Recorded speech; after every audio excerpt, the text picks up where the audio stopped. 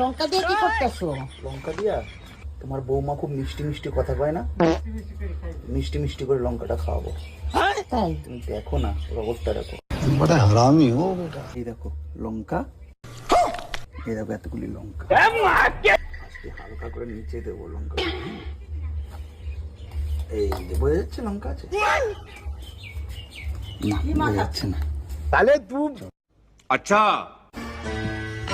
রিমি, রিমি কই?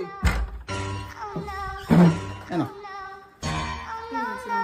দেখো দেখো দেখো কি হলো?